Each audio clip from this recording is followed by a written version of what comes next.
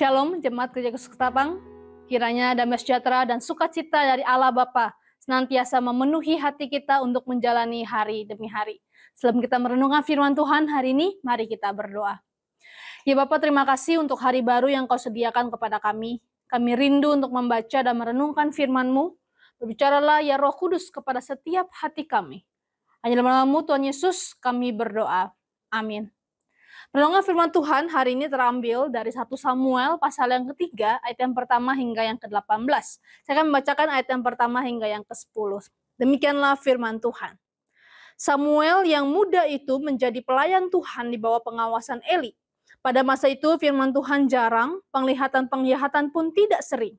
Pada suatu hari Eli yang matanya mulai kabur dan tidak dapat melihat dengan baik sedang berbaring di tempat tidurnya. Lampu rumah Allah belum lagi padam, Samuel telah tidur di dalam bait suci Tuhan, tempat tabut Allah. Lalu Tuhan memanggil Samuel, Samuel, Samuel. Dan ia menjawab, ya Bapa. Lalu berlarilah ia kepada Eli serta katanya, ya Bapa, bukankah Bapa memanggil aku? Tetapi Eli berkata, aku tidak memanggil, tidurlah kembali. Lalu pergilah dia tidur. Dan Tuhan memanggil Samuel sekali lagi. Samuel pun bangunlah lalu pergi mendapatkan Eli serta berkata, ya Bapa, bukankah Bapa memanggil aku? Tapi Eli berkata, aku tidak memanggil anakku, tidurlah kembali. Samuel belum mengenal Tuhan, firman Tuhan belum pernah dinyatakan kepadanya. Dan Tuhan memanggil Samuel sekali lagi untuk ketiga kalinya. Ia pun bangunlah lalu pergi mendapatkan Eli serta katanya, ya Bapa, bukankah Bapa memanggil aku?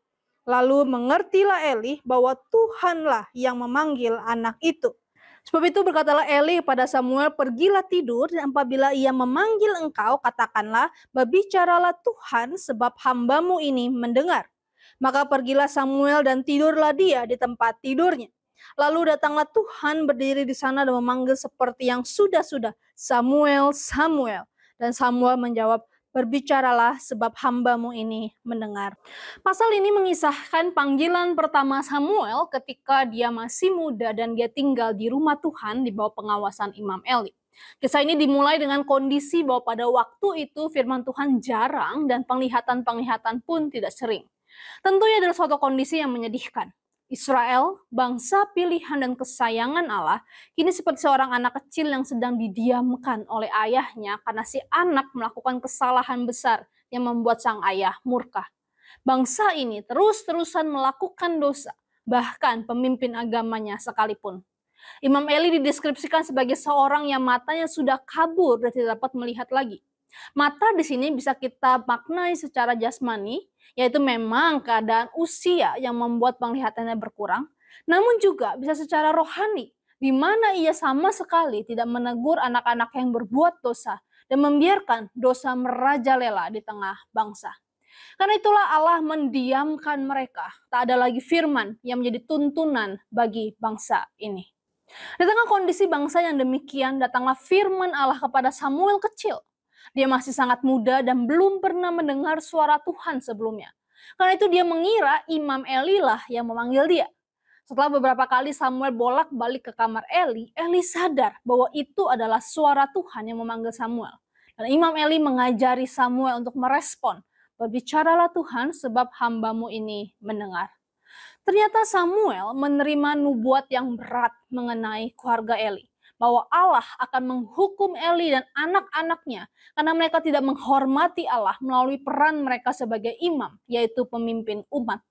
Dan esok harinya karena Imam Eli mendesak Samuel untuk memberitahu apa yang Allah katakan, maka dengan taat Samuel menyampaikan seluruh pesan Tuhan kepada Eli. Terima kasih Kristus, dari kisah ini kita belajar menghargai jika Tuhan masih menyatakan firman-Nya dengan limpah kepada kita. Tuhan masih berbicara kepada kita lewat renungan hari ini, lewat khotbah yang kita dengar di hari Minggu, lewat Alkitab yang bisa kita baca setiap hari. Maka pertanyaan sekarang adalah, sudahkah kita punya kerinduan yang besar untuk belajar firman Tuhan? Untuk mendengar firman, diajar, dikoreksi, hingga dipimpin oleh firman Tuhan. Apakah kita sudah menganggap hal ini sebagai sesuatu yang istimewa? Atau malah kita membiarkan mata rohani kita tertutup oleh kesibukan dan keinginan duniawi? Karena itu jemaat kekasih Kristus, jangan sia-siakan anugerah firman Allah ini. Mulailah dengan cara yang sederhana. Saat kita membuka Alkitab setiap hari, coba renungkan, Tuhan, apa yang Engkau ingin aku dengar hari ini? Lalu kita bisa membuat satu catatan kecil tentang satu pelajaran atau teguran yang kita terima. Atau ketika mendengar khotbah, coba mari kita pikirkan, Tuhan, beri aku satu kalimat yang Tuhan mau aku lakukan 1 minggu ke depan. Jika kita tekun melakukannya dengan hati yang terbuka, maka kita akan semakin peka mendengar dan mengerti panggilan Tuhan dalam hidup kita. Kiranya Roh Kudus menolong setiap kita membuka hati dan pikiran agar firman-Nya mengubah hidup kita dan menjadikan kita semakin peka terhadap suaranya. Amin. Mari kita berdoa. Ya Bapa, terima kasih untuk firman-Mu yang hari ini sekali lagi mengingatkan kami betapa sungguh bersyukur kami hari ini masih boleh mendengar firman-Mu, masih boleh membaca firman-Mu. Dan biarlah Tuhan Roh Kudus-Mu terus bekerja dalam hati kami, sehingga hari demi hari kami semakin rindu dipimpin oleh firman-Mu. Hanya dalam nama-Mu Tuhan Yesus kami sudah berdoa. Amin.